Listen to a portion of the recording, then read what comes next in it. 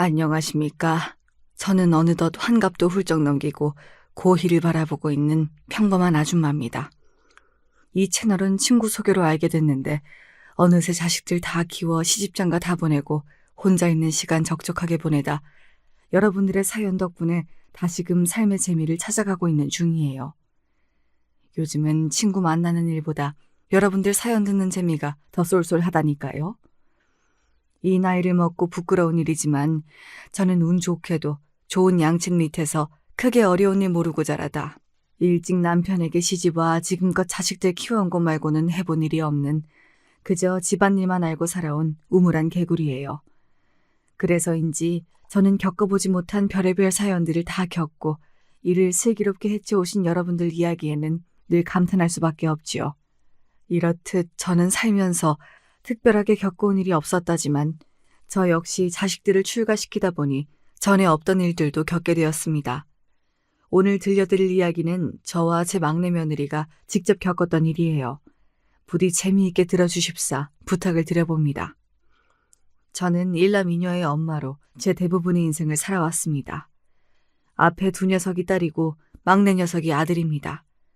첫째 딸은 대학부터 미국에서 다녀서 같은 유학생 출신의 큰 사위를 만나 결혼해 지금도 미국에서 지내고 있어요. 둘 다 직장도 그쪽에서 잡아서 다니고 있는 만큼 한 번 작심하고 길게 휴가를 써서 한국에 들어오지 않는 이상 자주 보기가 어려워서 늘 그리움을 마음 한구석에 품고 살고 있습니다. 둘째 아이는 어릴 적부터 워낙 활발한 녀석이었어요. 늘 자긴 커서 전 세계를 다 돌아다니며 살 거라고 입버릇처럼 말하더니 정말로 대학을 졸업하고는 외교관 시험에 합격했습니다.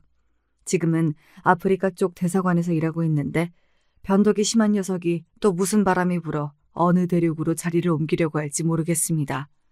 사정이 이러다 보니 딸 둘이 다 외국에 나가서 사는 셈이 되어버렸네요. 자식들이 모두 자기 자리 잘 잡아서 사는 건 부모로서는 그저 감사해야 할 일이지만 품 안의 자식이라고 은근히 아이들이 제 근처에서 잘 사는 모습을 직접 보면서 늙어가고 싶었던 저로서는 아쉬울 수밖에 없었습니다. 이번에도 한국 들어오긴 힘들겠구나. 딸, 엄마 안 보고 싶어? 사랑하는 우리 엄마야 항상 보고 싶지. 다음 휴가 때는 내가 무슨 일이 있어도 한국 꼭 들어갈게요. 아이고, 맨날 엄마만 짝사랑이지, 짝사랑이야. 미안해요. 그래도 나가 사는 딸내미 둘보다 더 딸내미 같은 귀여운 막내 아들이 있잖아. 응? 네, 제 누나 둘 다 외국에 나가고 쓸쓸한 제 어미 마음을 헤아려서 그런지 저희 막내 아들인 석훈이는 다른 집 딸보다도 제 엄마에게 더 살가운 흔치 않은 아들이었습니다. 엄마, 우리 학교 뒤편에 작은 개인 카페가 하나 생겼는데 거기가 아인슈페너를 그렇게 잘한대. 오늘 수업 마치는 시간 맞춰서 나오세요. 아들이랑 커피 데이트나 합시다. 저희 나이대에 아인슈페너니 뚱카롱이니 하는 것들 단어도 잘 모르는 늙은이들이 수두룩한데도 제가 이런 것들을 꿰고 있을 수 있는 건 다 제 아들 녀석 덕분이겠지요. 커피를 좋아하는 제 엄마한테 요즘 젊은 애들 사이에서 유행하는 것들, 커피 맛있는 집들을 열심히 찾아다가 부지런히 제 어미를 끌고 다니곤 했습니다. 세상에, 요새 자기 아들 같은 아들내미가 또 어디 있니? 우리 아들은 사춘기 시작하고서부터는 집에 오면 제 방문 걸어 잠그고 도대체 뭘 하는지도 몰라. 집에 있을 때라도 말 좀 붙여보려 치면 어찌나 귀찮아하는지. 내 아들이지만 가끔은 한 대 쥐어받고 싶다니까. 누가 아니래. 요샌 시어머니보다 아들 눈치 본다고 더 시집살이 하는 기분이다 얘.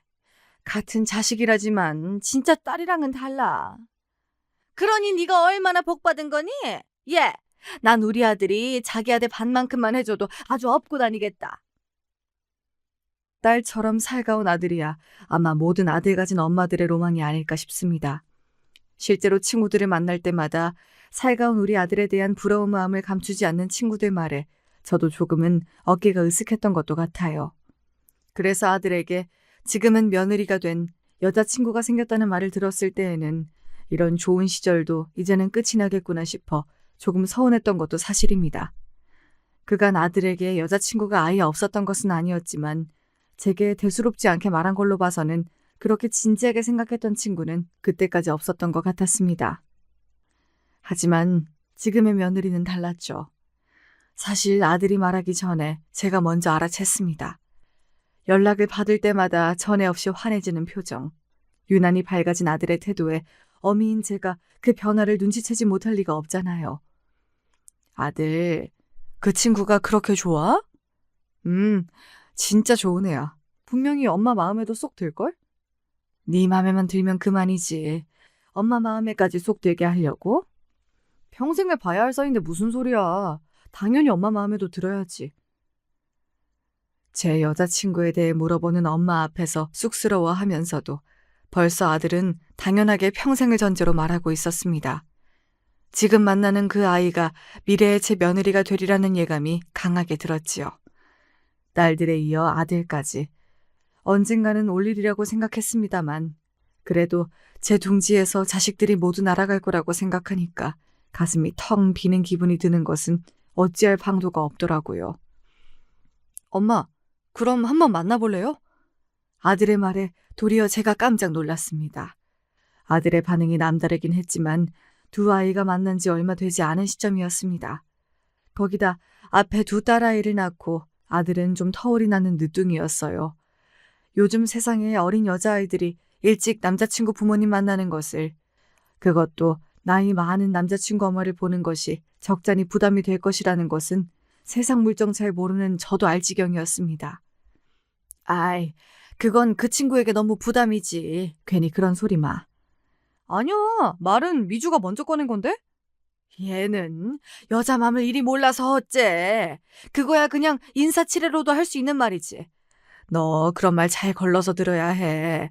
그래야 나중에 장가 가서도 부인한테 사랑받는 거야. 아직 어린아이들이 뭘 모르고 한 소리를 고지고대로 듣진 않았지요. 아들 녀석은 그러고도 정말인데 하며 중얼거렸지만 그때는 그냥 그러고 넘어갔어요. 그리고 얼마 지나지 않아 또다시 찾아온 제 생일에 아들의 여자친구가 아들 편에 제 생일 선물을 들려보냈습니다. 어머 세상에, 학생이 무슨 돈이 있다고 홍삼을 다 보내. 아니야, 우리 미주 똑똑해서 가외에서 돈 많이 벌어. 그리고 그 밑에 뭐 더 있던데? 아들의 말을 보니 쇼핑백 옆에 손바닥만한 작은 상자가 하나 더 있더라고요.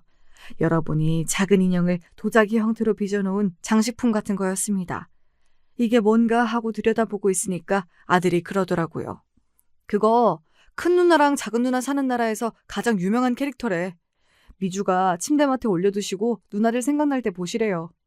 잠시 아들 설명을 듣고 있던 제 입에서 비로소 웃음이 터져 나왔습니다. 영문을 몰라 하던 아들 녀석도 제가 웃으니 따라 웃더라고요. 그러니까 딸 자식 둘을 다 외국으로 보내고 쓸쓸해할 제 마음을 헤아려 선물했다는 거였어요. 아무리 그래도 그렇지. 딸아이들 사진도 아니고 제가 잘 알지도 못하는 그 나라 인형을 보며 딸들에 대한 그리움을 달래라니 생각하는 게 너무 귀엽지 않나요? 정말 어려도 너무 어리다 싶어 웃지 않을 수가 없더라고요. 아직 만나보지도 않은 아들의 여자친구가 벌써부터 예쁘게 보였습니다. 그 마음이 너무 기특하고 예뻐서 아들과 함께 맛있는 거 사 먹으라고 용돈을 들려보냈습니다. 그러고도 몇 번을 더 아들 여자친구로부터 자잘한 선물을 받게 되었습니다. 선물하는 이유도 참 다양하더군요. 오늘같이 화창한 날에 꽃선물 받으면 기분 전환이 되실 거라며 백합 꽃다발을 보내오기도 하고 자기 집 근처에 있는 쿠키 전문점이 생겼다며 쿠키 선물 세트를 보내오기도 했습니다. 아무리 자잘한 선물이라고는 하나 분명 학생에게는 부담이 될 것이 틀림이 없었어요. 그리고 어른이 되어서 아이에게 이렇게나 선물을 받아놓고 그냥 넘어가기도 도리가 아니었지요. 결국 저는 혹여 부담을 줄까 싶어 미루고 미루었던 식사 약속을 잡을 수밖에 없었습니다. 내가 괜한 짓을 한 건 아닌가 모르겠어. 그냥 선물하는 걸 좋아한 건데 내가 만나자고 해서 부담스러운 건 아닐까? 에헤이, 미리부터 그렇게 겁먹을 거 없대도. 석훈이도 전부터 여자친구가 당신 보고 싶어 한다고 그랬잖아. 내 보기엔 당신 한번 만나보고 싶어서 수쓰는 걸 수도 있어. 당신이야말로 너무 부담스럽게 생각하지 말고 애들 밥이나 한 끼 사준다 생각하고 맛있는 거 먹고 들어와. 이참에 기분 전환도 하면 더 좋고. 처음으로 아들이 여자친구를 소개해주는 자리에 나갈 생각에 전날부터 제가 잠을 이루지 못하자 남편이 제 속도 모르는 소리를 늘어놓았습니다. 남편의 달래려는 말도 귀에 잘 들어오질 않더라고요. 제가 또 한 소심하는 터라 처음 만나는 며느리에게 좋은 인상을 주지 못할까봐 내심 긴장을 많이 했던 것 같습니다. 결과적으로 그런 걱정은 전부 기우에 불과했습니다. 아직도 저희 며느라이 처음 보던 순간이 생생하게 기억이 납니다. 어깨까지 오는 깔끔한 생머리에 하얀 원피스를 입고 처음 만나는 제게 선물할 요량으로 품에 한가득 장미꽃다발을 안고 활짝 웃으며 들어오는 아이는 청춘 그 자체였습니다. 나이든 제 입장에서야 젊은 사람들이야 다 예뻐 보이는 법이겠지만 저희 며느라이의 첫인상은 싱그러움 그 자체였습니다. 제 아들과 함께 한껏 웃는 모습에서 지금이 저 아이들 인생에서 가장 빛나는 순간이겠구나. 아이들의 청춘이 너무 예쁘고 부러운 마음도 들어 괜히 주책맞게 가슴이 시큰해졌습니다. 며느리는 그간의 제 걱정이 무색할 정도로 밝고 구김이 없는 아이였습니다. 처음 보는 어른 앞에서 주눅들지 않고 또박또박 제 소개를 하는 모습이 참 기특했습니다. 지금 며느리를 처음 만날 때를 다시금 회상하며 생각해보니 아무래도 저는 처음부터 그 아이가 참 마음에 들었던 것 같아요. 아들의 여자친구라지만 처음 보는 사람인데도 불구하고 낯선 기분이 들지 않았죠. 그건 평소 낯가림이 있는 편인 저로서는 이례적인 일이었습니다. 실제로 딸아이를 시집 보낼 때 사위를 처음 만났을 때는 사위에게는 미안한 말이지만 그렇게 편치가 않았거든요. 사위가 좋은 사람이란 걸 알고 있음에도 그랬습니다. 이렇게 말하니까 또 사위에게 미안해지네요. 여튼 그 정도로 며느리의 첫인상이 제게 좋게 기억되었다는 거죠. 어른인 제가 주도적으로 대화를 이끌어도 모자를 파내 며느리가 저보다 더 조잘조잘 대화를 이끌어 나갔습니다. 제가 좋아하는 것부터 취향이나 취미에 대한 질문들까지 묻는 대로 고지고대로 대답을 하다 보니 이게 아들 여자친구를 만나는 건지 아들 여자친구와 제가 미팅을 하는 건지 알 수가 없을 지경이더라고요. 처음 보는 남자친구 어머니한테 뭐가 그렇게 궁금한 게 많을까 싶었습니다. 석훈이가 주말에도 그렇고 어머니랑 같이 여기저기 잘 다니는 게 너무 신기했거든요. 저는 부모님이 외국에서 일하셔서 부모님하고 같이 어딜 간 적이 많지가 않은데 그렇게 엄마랑 잘 다닐 수 있는 게 너무 부럽기도 했고요. 무엇보다 아들이 가자는 대로 매번 잘 들어주시는 게 정말 다정하셔야 할 수 있는 거잖아요. 다정이야. 늙은 엄마 좋은 것 먹이고 보여주겠다며 열심히 돌아다닌 제 아들이 다정한 거지. 저야 그저 가자는 대로 따라간 것 말고 더 있나요. 그런데도 저리 예쁘게 말을 해주니 좀 쑥스러웠습니다. 부모님이 다들 외국에 계시면 미주는 혼자서 지내는 거야? 형제는 따로 없다고 들었는데. 네, 저 혼자서 학교 근처에서 자취하고 있어요. 본가가 있긴 한데 학교에서 거리가 좀 멀기도 하고 무엇보다 부모님 들어오시는 일이 드무셔서 횡한 집에 혼자 들어가는 것도 기분이 영 별로더라고요. 아이고, 아직 어린 아가씨가 혼자 밥 챙겨 먹기도 쉽지 않을 텐데. 끼니는 잘 챙기고 있어요? 네, 학교에서는 석훈이랑 같이 먹고 요새 밥집이나 도시락집 다 잘 되어 있어서 잘 챙겨 먹고 있어요. 걱정 안 하셔도 돼요. 아휴, 그래도 집밥만은 못할 텐데. 아이고, 우리 엄마 또 사서 걱정하시네. 아닌 게 아니라 정말로 걱정이 되더라고요. 며느리 나이대에 우리 딸들이 어땠는지를 떠올려보면 정말 망아지가 따로 없었거든요. 입 짧은 큰아이는 제가 사정사정해야 겨우 밥 한 공기 비울 정도였고 술 좋아하는 작은아이는 밤늦게 제 동기들 손에 떠들썩하게 들려와서는 주말 점심이 다 돼서 일어나서는 엄마 해장국 타령을 해댄 탓에 제가 얼마나 기가 찼는지 몰라요. 아무리 20이 넘으면 법적으로 성인이라지만 어디 어른들 눈에 보기에 그렇습니까? 갓 20 넘긴 녀석들이야 어딜 봐도 아직 병아리지요. 저들도 이제 다 컸다고 삐약대는 것까지 포함해서 말입니다. 그렇게 며느리를 잘 만나고 집으로 돌아와서도 혼자 살면서 혼자 밥 챙겨 먹는다는 말이 왜 그렇게 마음에 걸리는지 모를 일이었습니다. 정작 제 남편도 주말에 따로 떼어놓고 알아서 밥 차려 먹으라면서 잘만 놀러 다니며 살았는데 말이에요. 다음날 정신을 차려보니 며느리 갖다 주겠다고 반찬을 바리바리 하고 있는 제 모습을 발견했습니다. 모르면 몰라도 혼자 밥 먹는 걸 아는데 아무것도 해주지 않고는 못 배기겠더라고요. 저희 집이야 항상 밥 먹는 밥돌이들이 있으니 그저 양만 조금 늘려서 하면 되는 건데 매번 사 먹는 밥도 하루 이틀이지. 어릴 적부터 부모님께서 바쁘셨다고 하니 집밥 먹는 즐거움을 모르며 큰 건 아닐까 싶어 더 마음이 쓰였던 모양입니다. 엄마, 무슨 반찬을 이렇게 많이 해? 습관처럼 새로 담아놓은 반찬에 맨손을 가져다 대는 아들 녀석 손을 찰싹 때려주고서는 한 번 때려봐 줬습니다. 너 이따 밥 먹고 미주 집에 반찬 배달 좀 하고 와. 이거 미주 거야? 와, 이거 다 미주 주려고 한 거야? 미주 진짜 좋아하겠다. 제 여자친구한테는 무얼 줘도 아깝지 않은 녀석이니 좋아할 만도 했지요. 이번에야 기본적인 1,000원 해다 주는 거니 그렇다 치고 다음에는 미주가 좋아하는 반찬을 알아오라고 시킬 요량이었습니다. 엄마, 메추리알 장조림 다 주면 나는? 그거 내가 제일 좋아하는 건데. 넌 나중에 엄마가 또 해주면 되잖아. 이건 다 미주 줄 거야. 와, 벌써부터 아들보다 미주를 더 챙겨? 툴툴대는 척하지만 제 엄마가 여자친구를 챙겨주는 걸 싫어할 리가 없는 녀석이지요. 싱글벙글 반찬을 가지고 제 여자친구 집에 가는 아들 뒷모습을 보며 없는 솜씨지만 부디 잘 먹어주길 바라게 되더군요. 어머니, 어떻게 이렇게 음식을 잘하세요? 저 반찬 선물 처음 받아봐요. 곧바로 집어먹으면서 전화를 건 모양인지 아들을 보낸 지 얼마 되지도 않아 며느리로부터 전화가 걸려왔습니다. 짭짭 잘 먹는 소리가 전화에 섞여 들리는 게 우스워서 그만 웃음이 터져버렸습니다. 평범한 가정주부가 한 반찬이 뭐 그렇게 대단한 맛이 있었겠습니까만 그래도 그렇게 반응을 해주니 기분이 들뜨는 건 나이가 먹어도 어쩔 수가 없더라고요. 별 맛은 없겠지만 그래도 밖에서 사 먹는 것보단 영양이 괜찮을 테니 귀찮아도 꼬박꼬박 잘 챙겨 먹어. 다 먹으면 또 해줄 테니까 아끼지 말고 팍팍 먹고. 어머니. 울먹울먹 우는 소리를 하는 며느리 목소리를 들으니 별로 해준 것도 없는데 너무 고마워해서 오히려 민망할 지경이었습니다. 저희 남편이나 막내 녀석은 다른 건 자상한 편인데도 밥 먹을 때에는 무던한 편이라서 식사 시간이 조용한 편이거든요. 큰딸애도 입이 짧은 편이고요. 그나마 둘째 녀석이 엄마가 뭘 해주든 호들갑을 떨며 엄마 음식이 최고라고 너스레를 떨곤 했는데 그런 녀석이 외국 생활 시작한 이래로는 아무래도 음식하는 재미가 떨어졌던 것도 사실이었어요. 왜?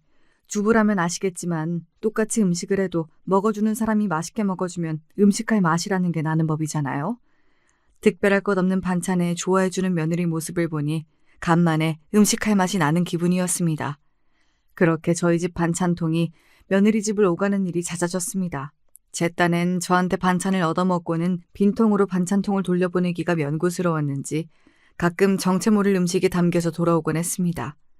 딱 봐도 지금까지 음식이라고는 해본 적이 없는데 제게 보답은 해야겠으니 처음으로 시도한 것이 틀림없는 것들이었어요.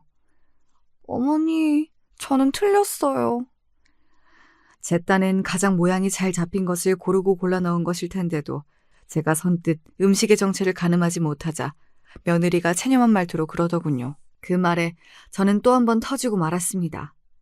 그렇게 신경 쓰지 않아도 된다고 하는데도 고집을 부리는 것을 보면 부모님이 자주 곁에 계셔주시진 못하셨어도 자식 교육에 엄격하게 신경을 쓰셨다는 걸 알 수 있었습니다. 확실히 음식이 오가서 그랬을까요? 처음에는 제 쪽에서 만나는 걸 부담스러워했는데도 불구하고 이제 며느리를 만나는 일이 어색하게 느껴지지 않았습니다. 너희들끼리 데이트할 시간도 부족할 텐데 뭐 한다고 자꾸 늙은 어미를 끼워 넣어. 나는 됐으니 너희들끼리 다녀와. 안 돼요, 어머니. 여기 예약하려고 보름 전부터 얼마나 대기를 탔는데요. 안 가면 정말 후회하신다니까요. 처음에는 그저 인사치레로 하는 말이겠거니 싶어 함께 가자는 말에도 눈치껏 빠져줬는데 그랬더니 나중에는 숫제 연행되는 것처럼 녀석들 사이에 끌려서 참 여기저기 많이도 다녔습니다. 남자친구 어머니이자 후에 결혼이라도 하게 되면 시어머니가 될지도 모르는 사람인데 저 같으면 이렇게 싹싹하게 감겨올 생각조차 못했을 텐데도 불구하고 며느리는 제 곁에 찰싹 붙어서 떨어질 줄을 몰랐습니다. 어디서 이렇게 귀여운 게 다 나왔나 싶을 정도였어요. 남의 귀한 자식을 가지고 이런 말을 하면 여러분들께서 비웃으실지도 모르겠으나 정말로 막내딸이 새로 생긴 기분이었습니다. 그래서 간만에 귀국하신 며느리의 부모님께서 제게 식사 대접을 하고 싶다는 의사를 전하셨을 때도 평소와는 달리 곧장 수락했습니다. 아마도 며느리를 먼저 만나지 않았다면 아직 학생인 아이들 연애 중인데 상대방 부모님까지 뵐 생각은 하지 못했을 거예요. 요즘 애들끼리야 어떤지 몰라도 어른들이야 자식이 만나는 아이 부모님 만나는 문제는 신중하잖아요. 그건 암묵적으로 결혼에 동의한다는 합의이기도 하니까요. 하지만 아직 이르다고 생각하면서도 이미 미주가 우리 집 며느리가 됐으면 싶었고 혼자 있는 시간이 많은 아이인데도 불구하고 저리 싹싹하고 살갑게 딸을 키워내신 사돈내외가 궁금하기도 했습니다. 저희 집 아이가 되게 신세를 많이 지고 있다고 들었습니다. 부모가 돼서 진작 찾아뵙고 감사 인사를 드렸어야 하는 건데 사는 게 바쁘다는 핑계로 이제야 대접하게 되어 송구스럽습니다. 대체 며느리가 어떻게 말씀을 드린 건지 저희 내외를 보자마자 허리를 90도로 굽히는 사돈내외를 보고는 그만 저희가 더 송구스러운 마음에 입이 쩍 벌어졌습니다. 아휴, 아닙니다. 미주가 얼마나 싹싹한지 딸 둘 다 외국에 내보내고 적적한 제 마음을 미주가 그간 얼마나 잘 달래주었는지 몰라요. 감사를 드려도 저희가 드려야죠. 그런 말씀 마세요. 처음 만나는 자리라고는 믿기지 않을 정도로 분위기가 훈훈해졌습니다. 미주 부모님들은 제가 예상했던 것처럼 정말 예의 바르고 깍듯하신 분이었습니다. 특히 미주 어머님이신 안사도는 정말 멋진 분이셨어요. 평생 자신의 사업을 일구셨다는 분답게 어딜 보아도 멋진 커리어 우먼이셨습니다. 평생 집안일만 하며 살아온 제 입장에서는 저랑 비교도 할 수 없을 정도로 대단해 보였어요. 저런 멋진 분 아래에서 배우며 자라왔으니 미주도 저렇게 잘 큰 거겠지 싶었습니다. 식사를 마치고 떠나는 길에 미주가 쪼르르 달려와 평소처럼 제 팔짱을 착 끼며 붙어왔습니다. 저는 순간 익숙하게 아이를 받아주다 이 자리에 미주 어머니가 계시다는 걸 퍼뜩 깨닫고는 아차 싶어 뒤늦게 눈치를 보았습니다. 아니나 다를까 안사돈께서는 애써 티내지 않으려 하셨지만 같은 엄마의 입장에서 내심 서운한 기색이 비치는 것을 모르고 지나칠 수가 없었어요.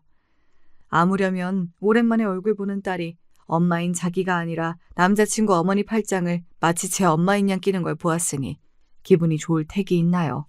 괜히 저까지 조금 죄송한 마음이 들었습니다. 미주 부모님을 배웅하는 길에 제가 먼저 운을 떼었습니다. 미주가 정말 살가운 아이라서 제가 정말 마음의 위로를 많이 받고 있습니다. 어머니께서 응당 받으셔야 할 아이 애정을 제게까지 나눠주고 있어서 미주 어머니께는 정말 송구스러워요. 아까의 상황에 대한 제 미안한 마음을 읽으셨는지 오히려 사부인께서 제 마음을 헤아리고는 말씀하셨습니다. 아니에요. 제가 제 일에 욕심이 많아 미주한테는 엄마로서 제대로 해준 게 없어요. 일찍 철이 들어 그렇지 그간 엄마가 필요한 순간이 한두 번이 아니었을 텐데 제가 그걸 제대로 채워주질 못했으니 저야말로 입이 10개라도 할 말이 없는 입장이죠. 처음 미주에게 석훈이 어머님 이야기를 들었을 때 어떻게 이런 분이 다 있으신가 싶어 울컥했어요. 오히려 제가 제 딸에게 제대로 주지 못한 것들 석훈 어머님께서 다 주신 것 같아 제가 염치가 없습니다. 정말로 감사드려요. 평생 갚지 못할 은혜를 입었습니다. 제 손을 꼭 잡고 감사 인사를 하시는 사부인 마음이 고스란히 전해지는 것 같았습니다. 비록 사업가와 가정주부로 서로의 입장 차이는 있었으나 엄마 마음이라는 게 다 그런 거 아니겠습니까? 저는 딸들을 외국에 보낸 엄마의 입장에서 사부인은 딸을 고국에 홀로 두고 외국에서 일하는 엄마의 입장에서 항상 딸을 염려하고 그리워하는 마음이야 서로 다를 바가 없겠지요. 그 마음을 알기에 미주는 걱정하지 마십사. 부족하지만 제가 할 수 있는 한 최선을 다해 아이를 돌봐줄 것을 약속드렸습니다. 그렇게 아들과 며느리는 여전히 사이좋게 지내며 아들의 군입대와 제대, 아이들의 졸업과 취업에 이르기까지 인생의 모든 중요한 순간들을 저희 가족과 함께 했습니다. 연애가 길어지며 미주가 저희 집에 들르는 일도 아주 잦았습니다. 저희 부부는 물론이고 이제 저희 딸들까지 공공연하게 미주를 저희 식구로 대접하고 있었습니다. 미주 역시 저희 집안에 자연스럽게 녹아들어 이제 석훈이가 제 아들인지 미주가 제 딸인지 헷갈릴 지경이었습니다. 너희들 그렇게 오래 만나고도 지겹지도 않니? 내 아들이 뭐가 그렇게 좋다고 그래? 어머니, 지금 무슨 말씀을 하시는 거예요? 저 석훈이랑은 헤어져도 어머니랑은 못 헤어져요. 제가 잃는 게 너무 많아서 절대 안 돼요. 농담처럼 하는 제 말에 짐짓 진지하게 대꾸하는 며느리 말이 웃겨서 또 한 번 웃음이 났습니다. 미주를 알고 나서는 제가 웃는 일이 너무 많아져서 저희 남편도 미주를 예뻐하지 않고는 베길 수가 없었을 거예요. 집안에 사람이 들고 나는 게 그리 중요하다더니 좋은 아이를 만나 저희 집은 정말 복이 많다고 생각했습니다. 미주가 먼저 취업을 하고 제 아들 석훈이까지 안정적인 직장에 취업을 하고 나자 자연스럽게 두 아이의 결혼이 화두에 오르게 되었습니다. 아이들도 결혼 생각이 없는 건 아니었던지 모든 일이 물 흐르듯 착착 진행되었어요. 외국에 계신 사돈내외도 그렇고 저희 딸들도 내심 반기던 결혼이었던지라 머지않아 미주는 정말로 저희 식구가 되었습니다. 미주는 성공한 사업가이신 어머니를 닮아 그런지 일 욕심이 많은 편이었습니다. 어머니, 제가 제 엄마만큼은 못 되더라도 지금 다니는 직장에서 제 입지 탄탄히 해서 평생 능력 있는 커리어 우먼으로 살고 싶어요. 비록 저희 엄마가 제 곁에 항상 머물러 주시는 분이 아니셨어서 외롭지 않았다고 하면 거짓말이겠지만 그래도 엄마가 꿈이 있는 사람인데 저 하나 때문에 본인 꿈 다 포기하지 않고 욕심내주신 게 지금 생각해보면 제가 자립할 수 있었던 계기가 되었던 것 같기도 하고 저희 엄마라서가 아니라 일하는 엄마는 정말로 멋있었거든요. 그래서 저도 제 꿈 포기하고 싶지 않아요. 그럼. 내가 그간 네가 얼마나 애쓰고 고생했는지 뻔히 아는데 그게 아까워서라도 갈 수 있는 데까지는 끝까지 가봐야지. 제가 직접 직장 생활을 해본 것은 아니었지만 많이 나아졌다고는 해도 아직까지도 여자라는 편견에 부딪혀가며 제 자리를 지키기 위해 무던히 애를 쓰고 있는 제 딸들의 이야기까지 모르는 것은 아니니까요. 우리 며느리 역시 결혼한 여자로서 직장에서 제 자리를 지키는 게 결코 녹록지 않겠지요. 제가 해줄 수 있는 일이 많진 않겠지만 그래도 집에서나마 며느리 숨통을 트일 수 있도록 잘 뒷바라지 해줘야겠다 마음먹었습니다. 어머니한테는 매 순간 감사드려도 부족해요. 저 그동안 겉으로는 당찬 척 했는데 사실 외로움도 많이 타고 애정도 많이 고팠거든요. 이상하게 석훈이한테 처음 들을 때부터 어머니가 남처럼 느껴지지가 않았어요. 불편하실 거 알면서도 자꾸 뵙고 싶어서 석훈이도 많이 찌르고. 어머니 모르셨죠? 막상 만나뵌 어머니가 너무 다정하셔서 불편하게 해드리면 안 된다고 생각하면서도 자꾸 저도 모르게 치대게 되더라고요. 어릴 때 저희 엄마한테도 안 그랬는데 별거 안 해도 어머니가 자꾸 저 예뻐해 주시니까 저도 모르게 자꾸 어리광을 부리게 됐나 봐요. 어머니, 저 부족해도 앞으로도 많이 예뻐해 주셔야 해요. 부족하긴요. 며느리 아니었으면 저도 딸아이들 빈자리를 무엇으로 메웠을지 생각하면 간담이 서늘해집니다. 며느리는 항상 제게 많이 받았다고 하지만 정작 제가 저로부터 얼마나 많이 받았는지 알면 놀랄 거예요. 결혼한 후에 대형 프로젝트에 참여하게 되면서 며느리는 정말 눈코 뜰 새 없이 바빠졌습니다. 하루하루 말라가는 게 보일 정도였습니다. 예, 석훈아. 당분간 미진이 큰일 정리될 때까지는 그냥 우리 집으로 퇴근해라. 너희 집으로 가봤자 제대로 된 식사도 못할 건 뻔하고 정리야 사람 불러서 해도 되니까 너희는 여기 와서 해주는 밥 받아먹고 잠만 자고 그대로 출근해. 알았지? 아이 엄마 너무 고생시키는 거 아니야? 아무것도 못 해주고 니들 말라가는 거 보는 게 엄마한텐 더 고역이야. 두말 말고 미진이 데리고 와. 그렇게 일시적으로 합가 아닌 합가가 시작되었습니다.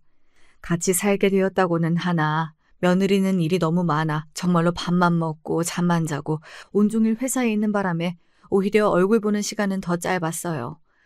며느리 살이 내리는 게 보여서 신경 써서 먹이고 있는데도 아이 얼굴이 좀처럼 펴지질 않았습니다.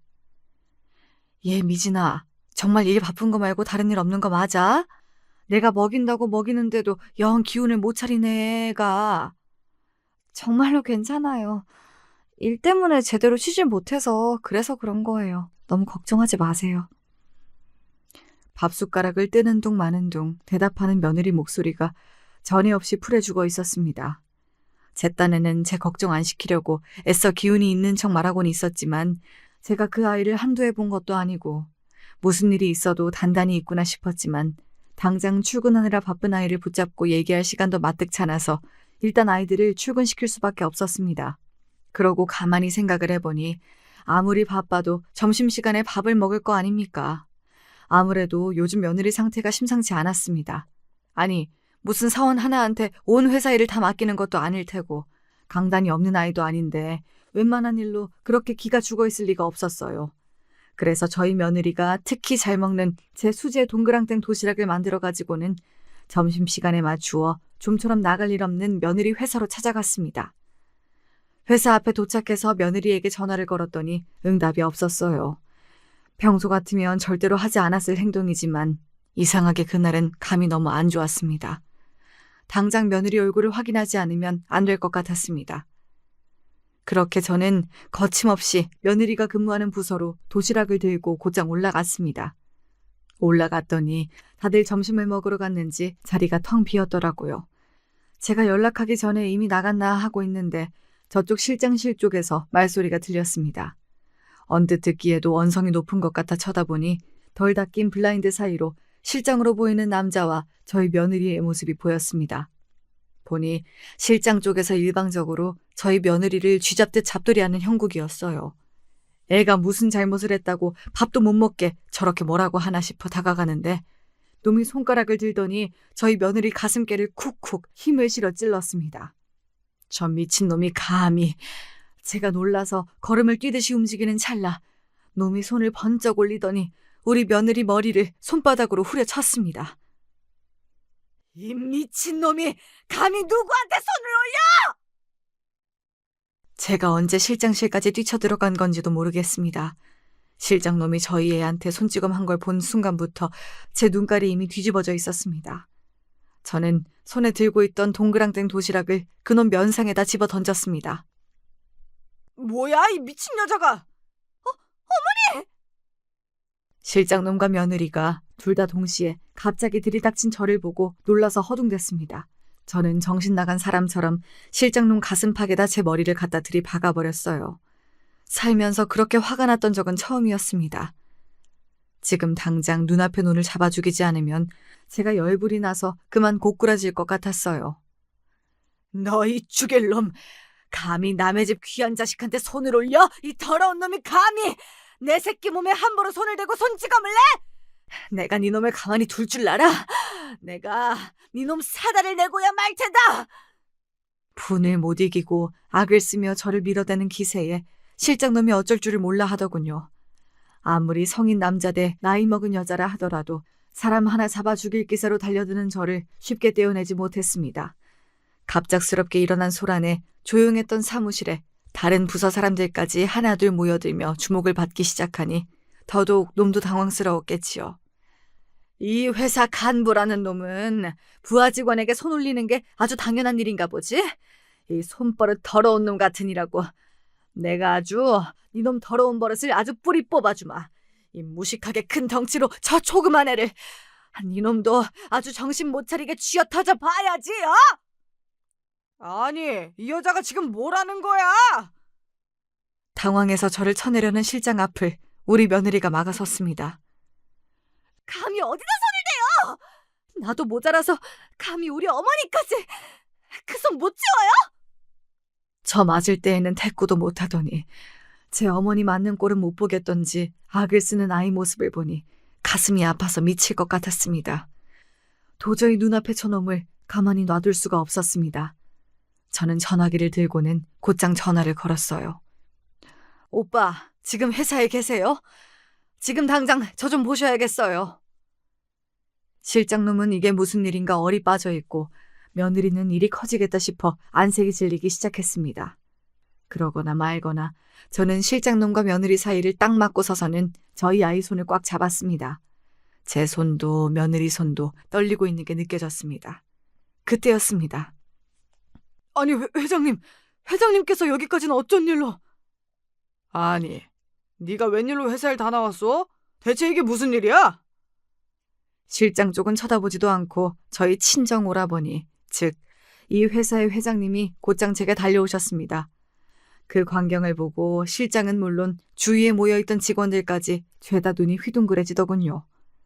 네, 이 회사의 선대 회장님이 바로 제 친정 아버지십니다. 지금은 친정 오빠인 제 친오라버니가 회장직을 물려받았고요.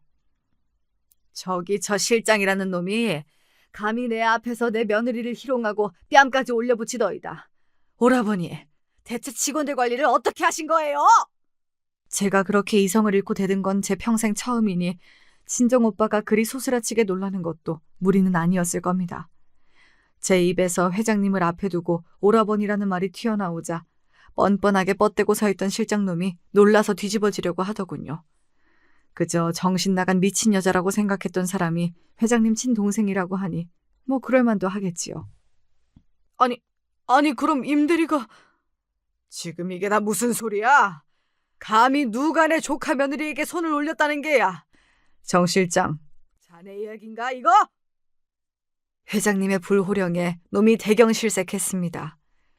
제 꼴이 지금 도간에 든 쥐라는 건 그 자리에 누가 보아도 모를 수가 없었지요. 그간 저는 가정주부로 살면서 잘 알지도 못하는 회사 일에 함부로 끼어든 적이 없었고 그저 물려받은 주식만 잘 간수하며 2대 주주로서 필요한 일은 회장인 오빠에게 일임하고 회사에 나간 적도 잘 없었으니 제 존재는 잘 알려지지 않았습니다. 회사 일에 대해 잘 알지 못하면서 함부로 회사 일에 관여하는 게 선대 회장인 아버지와 현 회장인 오빠에게 누가 될까 싶어 나서지 않았던 것도 있고요. 하지만 내 며느리가 내 눈앞에서 이리 험한 일을 당했는데 그간 나 모르게 얼마나 괄시를 받아왔는지 알 수도 없는 상황에서까지 나서지 않을 생각은 추호도 없었습니다. 내가 그간 회사 일에 손을 대지 않은 건 오라버니께서 어련히 알아서 잘하지 않으실까 싶어서였어요. 우리 아이 회사에 맡기면서도 굳이 내가 신경 쓰지 않아도 오라버니라면 우리의 설마 부당한 일을 겪을 일이 있어야 믿는 마음에서였는데 다른 것도 아니고 어떻게 이 회사에서 내 며느리가 이런 일을 당할 수가 있어요? 네? 예, 일단 진정하고 우리 조카 며느리 치료부터 해야지. 나랑은 따로 얘기를 하자고. 자넨 오늘 퇴근할 생각 말고 회장실로 올라가 있어. 어떻게든 저를 달래야 이 상황을 무마할 수 있으니 사근사근 저를 달래던 친정 오빠가 실장놈에게 버럭 소리를 질렀습니다. 나 이 일 절대로 조용히 못 넘어갑니다. 처음부터 끝까지 우리 아이 무슨 부당한 일을 당했는지 낱낱이 밝혀내고 저 인간 잘못한 건 티끌하더라도 그냥 넘어가지 않을 테니 저 실장이라는 인간 인사 파일부터 시작해서 싹 다 나한테 넘기세요. 제 차가운 기세에 제 운명을 가름할 사람이 다름 아닌 저임을 그제야 깨달은 모양인지 그때서야 놈이 제 앞에서 무릎을 꿇고 빌기 시작했습니다. 사모님 죄송합니다. 제가 임 실장이 사모님 며느님이시라는 걸 미처 모르고. 지금 우리 애가 내 며느리가 아니면 그렇게 손찌검해도 된다는 소리인가? 이따위 정신머리를 가진 사람이 실장식이나 해먹고 앉았으니 일이 안 터질 수가 있나? 그리고 지금 누구한테 사과를 하는 건가? 손은 우리 애한테 놀려놓고. 말을 채 다 끝마치기도 전에 제가 일갈하자 놈이 얼른 방향을 제 며느라이 쪽으로 틀고는 싹싹 빌더군요. 임대리, 내가 잠깐 미쳤었나 봐. 내가 이렇게 빌 테니까 제발 한 번만 넘어가줘. 사과하실 것 없으세요. 저는 있는 그대로만 말씀드릴 거고 있는 그대로만 판단해 주실 테니 잘못하신 것만큼 처분 받으시겠죠. 그럼 저는 이만 올라가 보겠습니다. 차갑고 사무적으로 답한 며느리가 제 손을 잡고 사무실을 나섰습니다. 저는 아이가 너무 걱정되어서 미칠 지경이었지만 빠른 며느리 걸음을 따라가기만도 벅찼어요. 그렇게 며느리가 향한 곳은 회사의 옥상 정원이었습니다. 거기까지 다다라서야 며느리는 참았던 눈물을 터뜨렸습니다. 제가 있어서 상황이 아수라장이 되긴 했지만 못 같지도 않은 놈한테 손찌검까지 당하고 저도 얼마나 놀랐겠습니까? 어머니 죄송해요. 이런 꼴까지 보시게 하고. 얘가 지금 무슨 소리를 하는 거야? 너 얼굴 좀 봐. 얼굴 괜찮아? 아이, 그 무식한 놈이 감히 누구한테 손찌검을. 아유, 어떡해. 얼마나 아팠을까. 세상에 어쩌면 좋아. 저는 저대로 부어오른 며느리 뺨을 보며 속상해서 어쩔 줄을 모르고 며느리는 며느리대로 죄송하다 꺼이꺼이 우느라 시간이 또 한참 지나갔습니다. 얼른 병원부터 데려가고 싶었지만 그것보다 쌓인 응어리를 풀어내는 게 먼저다 싶어 실컷 울라고 며느리를 끌어안고 한참을 토닥였습니다. 울 만큼 운 모양인지 울음이 잦아든 며느리에게 그간의 사정을 전해드릴 수 있었습니다. 프로젝트가 시작될 무렵 실장이 제 조카를 인턴으로 꽂아 넣었다고 합니다. 그나마 그 인턴이 들어온 자리에서나마 일을 잘했으면 그렇게까지 문제가 되진 않았을 텐데 일을 못하는 건 둘째로 치더라도 제 삼촌 믿고 그랬는지 근태까지 좋지 못했다고 했습니다. 지각에 무단 결근까지 했다니 더 들어볼 것도 없었죠. 인턴을 평가하는 건 직속사수인 며느리의 일이었습니다만 실장이 제 조카가 정규직이 될 수 있도록 점수를 높게 줄 것을 강요했다고 합니다. 하지만 들어올 때부터 이미 부당한 방법으로 인턴이 되었던 데다 다른 팀 인턴의 업무 실적이 훨씬 더 뛰어난데 이를 용인할 수 없었던 며느리가 올바른 점수를 주자 당연히 실장놈 조카는 인턴을 마치기도 전에 계약 해지될 수밖에 없었다고 합니다. 그 이후부터는 프로젝트를 진행하는 내내 제대로 된 임무는 주지 않고 허드렛 일이나 시키며 퇴근도 못하게 엄청난 양의 잔물을 주는 등 지속적으로 며느리를 괴롭혀왔다고 해요. 이야기를 들으면 들을수록 놈을 가만히 두고 볼 수가 없었습니다. 이건 제 며느리의 일이 아니라 하더라도 회사 미래를 생각해서라도 속아내지 않으면 안 될 인간이었습니다. 일의 전말을 다 듣자마자 아들에게 전화를 걸어 며느리를 병원부터 데려가게 했습니다. 제 아내 꼴을 보고 분통을 터뜨리는 아들에게 말했습니다. 아들, 엄마가 네 아내 이렇게 만든 놈 제대로 확실하게 처리하고 갈 테니 너는 얘부터 병원 데려가고 푹 좀 쉬게 해줘. 답지 않게 서늘한 제 기세에 그제야 아들도 며느리를 데리고 서둘러 병원으로 향했습니다. 저는 곧장 회장실로 향했어요. 이미 제 친정오빠가 실장의 인사 파일을 준비해둔 차였고 이번 일 관련해서 같은 부서원들의 인터뷰도 진행 중이라고 했습니다. 원래 한 가지만 문제가 되는 인간이 아니었다 보니 저희 며느리 말고도 피해자는 더 있을 게 분명했으니까요. 오빠, 그래, 뭐 어떻게 할까? 평소와는 말투부터 다른 저 때문에 아마 그날 저희 친정오빠도 여러 번 애를 먹었을 겁니다. 그동안 회사 일과는 담을 쌓고 살고 주주의 결정이 필요할 때도 오빠 뜻대로 하시라며 제 권리를 이임해왔으니까요. 까딱 잘못했다가는 말년에 제 여동생 때문에 고생을 해도 된통하게 될지도 모른다는 생각이 이미 들었을 테니 어지간한 건 다 제 뜻대로 해줄 터였습니다. 저 많은 거 바라지 않아요. 우리 애 혹여나 제 시어미가 2대 주주이고 시외 삼촌이 회장으로 있는 회사에 백으로 돌아왔다는 잘못된 소문이라도 날까 싶어서 그간 얼마나 몸서리면서 지내왔는지 몰라요. 오빠도 알겠지만 우리 애 자기 능력으로 열심히 준비해서 이 회사 들어왔잖아요. 그런데도 혹시나 저나 오빠가 잡으면 시달릴까 봐 제 딴은 정말 많이 참았을 거예요. 우리 애가 원래 저런 부당한 상황에 참는 애가 아니거든. 그러니까 다른 거 필요 없이 정말 있는 그대로만 잘못한 거 제대로 밝혀주고 회사 차원에서 합당한 처분 내려주세요. 감히 우리 애 뺨친 건 그건 내가 민사고 형사고 걸 수 있는 거 다 걸어서 아주 본때를 보여줄 테니까. 오빠는 있는 사실만 그대로. 알았죠? 아, 그럼 당연한 얘기를. 그렇게 확답을 받고서야 회사를 나섰습니다. 그 다음부터야 뭐 일사천리로 진행되었습니다.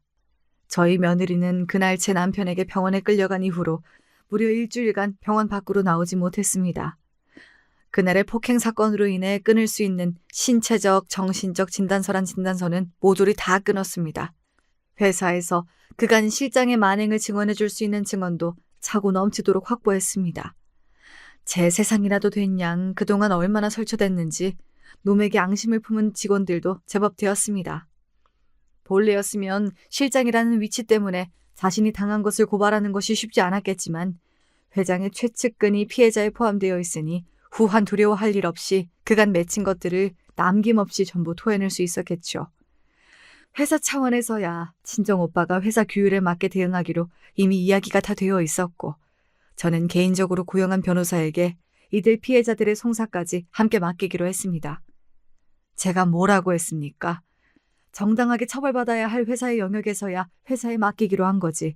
그 외의 부분은 제가 할 수 있는 모든 걸 다 하겠다고 하지 않았습니까? 우리 며느리 사건에 그간 정신적, 신체적 폭력을 당한 직원들의 사건까지 놈은 송사의 늪에 빠지게 되었습니다. 걸린 게 한두 건이 아니니 회사에서 해고된 이후로도 놈의 인생이 녹록지 않을 터였습니다. 그렇게 한 달여쯤이 지났을까 실장의 해고가 결정되고 고소는 여전히 동시다발적으로 여러 건이 진행되고 있었습니다. 더는 도저히 버틸 수가 없었던 모양인지 해고된 실장놈이 겁도 없이 저희 집으로 찾아왔습니다. 아직 아들 내외가 저희 집에 여전히 머물면서 심신을 달래고 있었습니다. 인터폰 밖에서 무릎 꿇고 읍소하며 제발 살려달라는 놈의 꼴이 초라하기 짝이 없었습니다. 여기가 어디라고 감히 나타나서는 정말 맞아 죽으려고 작정을 했나 싶었습니다. 그도 그럴 것이 저야 법망의 철퇴로 그간 분풀이를 한 바 있으나 제 기세에 아직 놈을 만나보지도 못한 제 남편과 아들은 아직도 그놈 이야기만 나와도 이를 뿌득뿌득 갈았거든요. 아니나 다를까 제 뒤에서 인터폰 속 얼굴을 확인한 아들 녀석이 집 밖으로 튀어나갔습니다.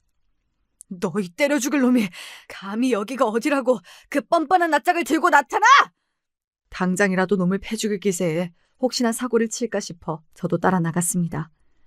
그래도 자기까지 폭력을 썼다간 오히려 제 아내가 곤란해질 거란 자각은 있는 모양이었는지 아들은 정원용 물호스를 당겨다 그놈에게 쏘아대기 시작했습니다. 그게 말이 무로스지 일반용이 아니라 정원용이라서 수압이 제법 셉니다. 제대로 서 있지도 못하고 물대포를 맞은 놈이 휘청이자 솔직히 저도 고소하긴 하더라고요. 제 뒤에서 그 광경을 뒤늦게 쫓아나와서 본 제 남편이 박수를 쳤습니다. 망할 놈이 꼴 좋구나. 어디 약한 여자에게, 그것도 우리 귀한 며느리에게 그 더러운 손을 날려? 내가 니놈 지구 끝까지라도 쫓아가서 그 어디에도 발 못 붙이게 만들어 줄 테니 아주 각오하는 게 좋을 테다. 여기 와서 빌어봤자 아무것도 해결되지 않으리란 걸 그제야 안 모양인지 놈이 비척비척 사라졌습니다. 제게 주어진 쥐꼬리만한 위력 휘둘러가며 여러 사람 상처 줄 때는 제가 도리어 이런 비루한 꼴이 되리라고는 상상도 하지 못했겠지요. 그렇게 놈은 동종업계 그 어디에도 다시 발붙이지 못한 채 완전히 매장되었습니다. 그놈 인생이야 앞으로 어찌 되든 제 알 바 아니고 회사에서 그런 험한 일을 당한 며느리가 걱정되었으나 다행히도 씩씩하게 이겨내 주었습니다. 사사건건 일에 회방 놓던 놈이 없어지니 프로젝트에서도 제 역할을 다하게 되어 얼굴빛도 좋아지고 건강도 다시 되찾았어요. 이러나 저러나 그 아이 행복이 제일이니 이만하길 다행이라 생각하기로 했습니다. 어머니, 이왕 오래 눌러앉은 김에 저희 그냥 여기서 쭉 살면 안 될까요? 어머니가 해주시는 따시만 먹고 회사 다니니까 너무 편해요. 얘가 은근슬쩍 합가 시도하네. 나보고 너희들 모시고 살라고? 어지간히 정신 차렸으면 네 신랑 데리고 니네 집 가라. 말은 그렇게 했지만 자식들 먹여 출근시키는 왁자지껄한 생활이 저도 썩 마음에 들어 슬쩍 엉덩이를 비비고 앉은 아들 내외를 모른 척 해주었습니다. 그렇게 저는 여전히 자식 둘 키우는 마음으로 정신없이 복작복작 살고 있어요. 중간에 어려운 일도 있었습니다마는 서로가 있기에 잘 이겨내고 살 수 있는 거겠죠. 여러분들도 지금 곁에 있는 얼굴들 한번 보시고 서로 힘내셔서 오늘 하루도 잘 살아내시길 바라겠습니다. 제 사연 들어주셔서 감사드립니다.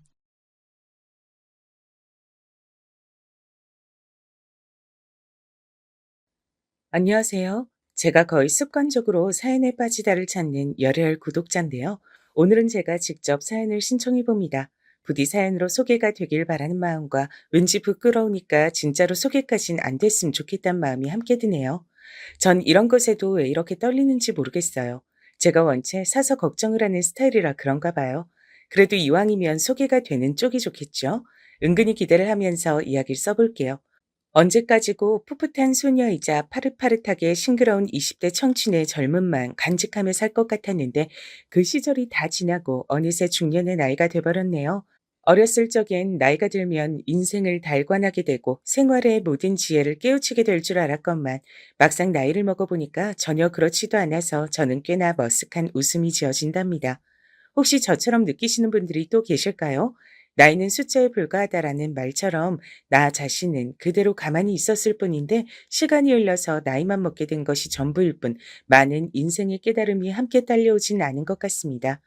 이처럼 어릴 때 막연히 그려보았던 미래와는 현실이라는 게 무척 괴리감이 있었던 듯 싶어요. 생각하고 상상했던 그림대로 안 사라진다는 얘기죠. 여러분은 가정이나 혹은 지인들 중에서 독특한 사람을 두셨나요? 독특하다는 게 어찌 보자면 그 상대를 보는 사람들로 하여금 골 때리게 만든다는 의미일 수도 있죠.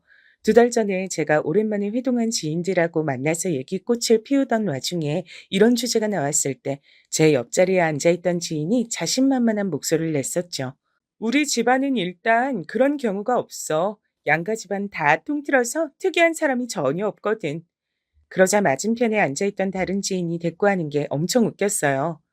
야, 그럼 넌가 보네. 집안의 골칫덩이, 아픈 손가락, 아무도 없다고 생각하면 너 자신인가 보네.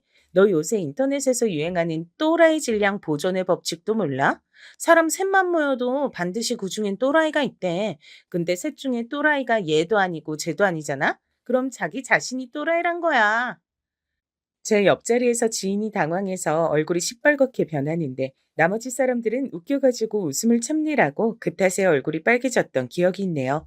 집에 와서도 그 말이 생각나서 혼자 계속 키득키득 됐었어요. 유난히 또라이의 비율이 높았던 집단을 전 알고 있습니다. 그건 다름 아닌 바로 제 시댁이었으니까요. 저는 친정 집안 형편이 썩 좋지 못했기 때문에 제 위로 오빠와 언니 모두 일찍이 돈부터 벌어서 열심히 살았었고요. 저도 그런 모습을 보고 자라서 그런가 공부보단 취업을 일찍 하는 게 인생에 도움된다는 생각을 은연중에 하고 있었죠. 더 솔직히 말씀드리자면 공부에 썩 대단한 재능이나 취미도 없었고요.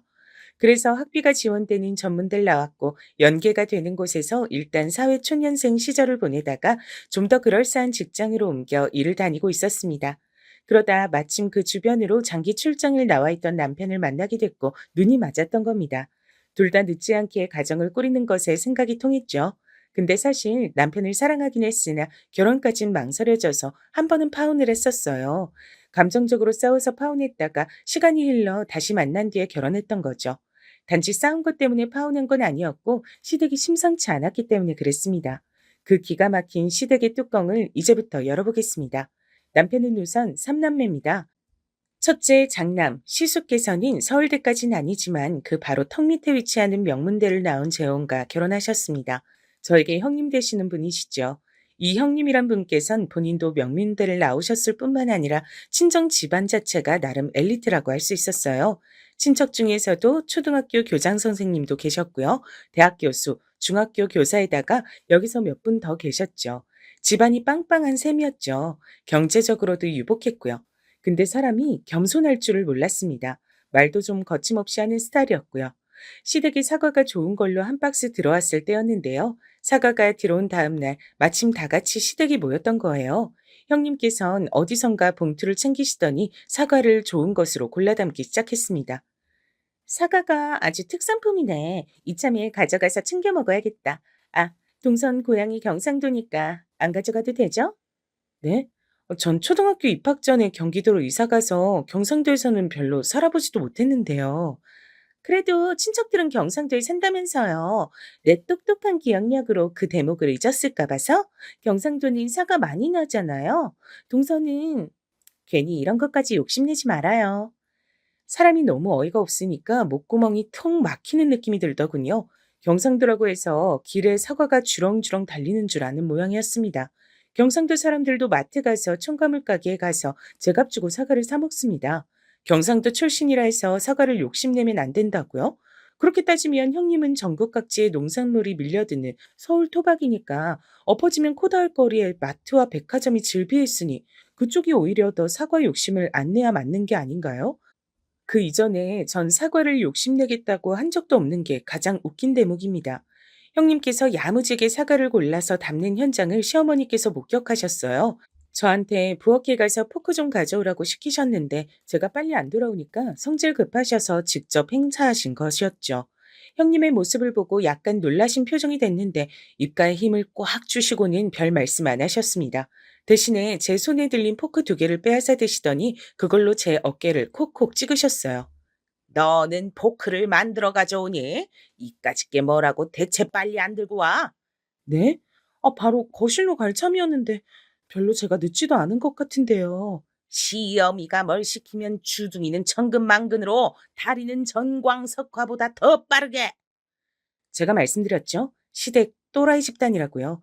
제가 본 뒤 살면서 또라이라는 표현을 잘 써본 적이 없었고 예능 프로그램에서나 접했었는데 정말이지 또라이라는 표현보다 시댁 사람들을 잘 묘사하는 단어도 없는 것 같다는 생각이 드네요.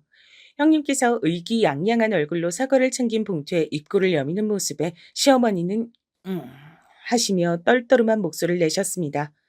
오냐, 잘 생각했다. 사과 가져가서 잘 먹어주면 좋지. 어차피 우리는 과일을 많이 먹는 입들이 아니라서 우리 식구들은 원체 입맛들이 과일을 잘 안 먹잖아. 그건 바로 시숙께서도 딱히 과일을 안 즐기시는데 형님 혼자 그걸 다 드시겠다고 챙긴 것이 얄밉단 뜻이었습니다. 돌려서 비난한 것이었죠. 하지만 형님께선 더욱 진한 미소를 지으시더니 이렇게 응수를 하셨어요. 왜요? 아가씨인 과일 좋아하시잖아요. 뷔페에 가도 과일 코너만 집중적으로 공략하시는 걸 보고 과일 참 좋아하신다고 제가 느꼈었는데. 우리 딸이 집안에서 유일하게 과일을 잘 먹긴 하지. 그나마 과일을 먹는 편이야. 그나마라니요. 본격적으로 먹는 편이던데요, 어머님. 과일이 건강한 것 같아도 이거 전부 다 당이에요, 당. 과일 많이 먹으면 혈당 작살나요. 아가씨는 지금도 혈당 관리가 필요하신 상태 같던데. 과일 좀 못 먹게 하세요. 삼남매 중에 둘째가 제 남편이고요. 막내인 셋째가 시누이입니다. 혼자 딸인데다가 막내고 게다가 타고난 성격도 장난 아니고 이런저런 이유가 겹쳐졌기 때문인지 사람이 약간 막무가내로 자란 것 같았어요. 게다가 자기 오빠들과는 다르게 혼자서 고졸이었죠. 대학교를 다니던 도중에 자퇴를 했거든요. 자퇴 이유는 아무도 모릅니다. 자퇴서도 자기 가족들과 한마디 상의도 없이 혼자 독단적으로 결정한 것이더라고요. 그때 시부모님께서 뒷목 잡으며 쓰러지셨고 그 이후론 시누이를 반쯤 포기한 것 같다고 남편이 그랬습니다. 시누이는 가끔 아르바이트나 하며 지냈어요. 그게 전부였어요. 원래는 그것도 안 했는데 형님 때문에 아르바이트라도 시작한 것으로 알고 있습니다. 형님께서 시누이를 인생의 패배자라며 비하하고 우습게 여기셨다는데 그런 여파 때문이었나 보더라고요. 시누이는 뚱뚱하다고까지 할 건 아니고 좀 통통했습니다. 나머지 시댁 식구들은 모두 마른 편이었는데 혼자서 통통했기 때문에 더 튀었어요. 그런 시누이를 형님께선 비웃으셨고요. 그, 그래. 과일도 많이 먹으면 안 좋지. 우리 딸한테 과일 좀 많이 먹지 말라고 내가 단단히 일러야겠네. 올해 사과가 유독 비싸다 그러던데. 아가씨는 아르바이트 그거 일주일에 2번인가 3번 나가는 걸로 사과 한 박스 값은 벌어오시나 모르겠어요? 시어머니께서 바들바들 떠시는 것도 안 보이시는지 형님께선 신랄하게 쐐기를 박으셨습니다. 미리 사과를 자동차 트렁크에 챙겨놔야겠다고 하시면서 총총 걸음을 옮기시더라고요. 놀랍기도 했고 약간은 부럽기도 했어요. 왜 부러웠냐고요? 너는 뭘 그렇게 멍하니 있어? 얼른 빠릿빠릿하게 움직여. 하여간 당체 제대로 하는 게 하나도 없어. 배경 든든하고 명문대 나오신 형님께는 별소리 못하시면서 만만한 저는 쥐잡듯이 하시는 시어머니 때문이었죠. 이런 것을 강약약강이라고 하던가요? 강한 자에겐 약하게, 약한 자에겐 강하게. 저는 제가 명백히 약한 자란 사실이 서러웠습니다. 시어머니께선 절 처음부터 별로 마음에 안 들어 하셨어요. 당신의 둘째 아들이 저보다 훨씬 낫다면서 제가 너무 이득인 결혼이라 얄밉다고 하셨습니다. 또한 결혼하겠다고 했다가 파혼했던 주제에 다시 나타난 것도 너무너무 짜증나고 싫다고 하셨어요. 당시에는 자세히 몰랐는데 시간이 지나면서 시어머니께서 저에게 품으신 비호감의 정확한 이유를 제가 알게 됐었는데요. 그게 뭔지 아시나요? 그건 다름 아니라 질투심이었습니다. 대체 시어머니께서 저에게 질투심을 발휘하실 이유가 뭔지 궁금하시죠? 시어머니께서 절 질투하신 이유 여러분이 한번 추측을 해보시겠어요? 우선 오만방자하신 형님의 얘기를 마무리 지을게요. 당신 혹시 사과 선물로 들어온 거 그거 챙겼어? 왜? 우리가 그냥 사 먹으면 되잖아. 사과가 알도 크고 특성품이니까 챙겼지. 그리고 난 사과 좋아해. 잘 먹어. 아, 그런 얘기가 아니라 잘 먹는 거 그냥 사 먹으면 될 것이지. 왜 아버지 어머니 드실 걸 멋대로 챙겨가? 차에 갖다 놓고 왔지? 얼른 다시 가져와. 뭐라고? 되게 황당한 소리를 다 하네. 내가 그걸 왜 도로 가져와야 돼? 어머님이 괜찮다고 하셨어. 가져가서 잘 먹으라고 하셨어. 얘기 끝난 부분이고 별것도 아닌 거니까 당신은 제발 오바 좀 하지 마. 없어 보여. 그리고 나한테 그런 식으로 지시하지 마. 기분 더러워. 당신이 이렇게 구는 것이 한두 번이 아니니까 내가 이러는 거잖아. 목소리 높이지 마. 그런 것도 너무 없어 보이니까. 무식해 보여. 당신은 제발 그런 식으로 꼬리 자르고 도망가는 화법 좀 고쳐. 내가 말했지? 목소리 높이지 말라고. 스스로 무식하다고 광고하는 거야 뭐야? 천박한 티 좀 작작내. 이래서 유전자는 어쩔 수 없는 건가 싶네. 이래서 집안 내력이란 게 있는 거야. 형님께선 검지를 입술에 가져다 대시며 쉿 타셨고 시숙께선 너무 화가 나서 얼굴이 곧 터질 것처럼 붉게 달아오른 채였죠. 시어머니께선 그 모습을 보시고 좌불안석으로 눈알을 굴리시며 싸우지 좀 말라고 살살 두 사람을 달래고 계셨어요. 네, 맞아요. 시숙과 형님은 사이좋은 부부가 아니었습니다. 처음에 어떻게 결혼하셨는지 의문일 뿐이에요.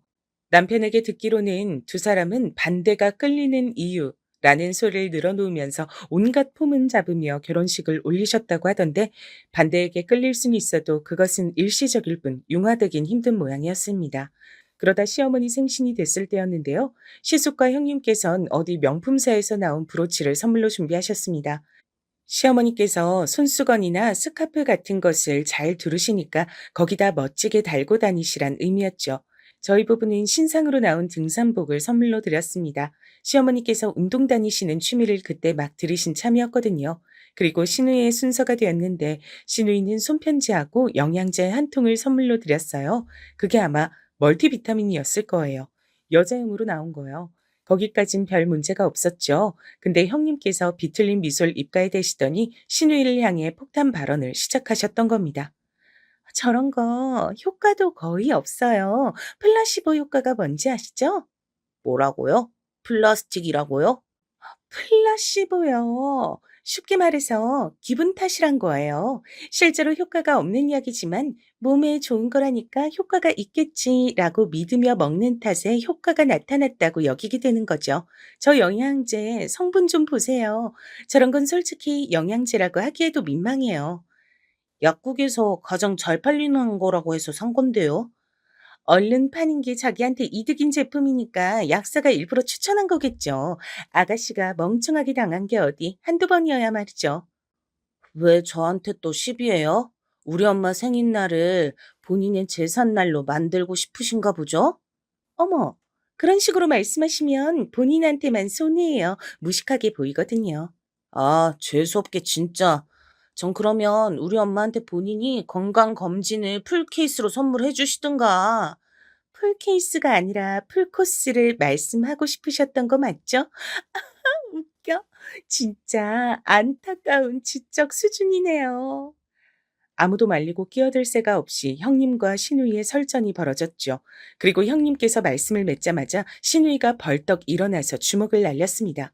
손바닥 싸대기도 아니었고 진짜 배기 주먹질이었어요. 마른 체형의 형님께선 시누이에게 상대가 안 됐습니다.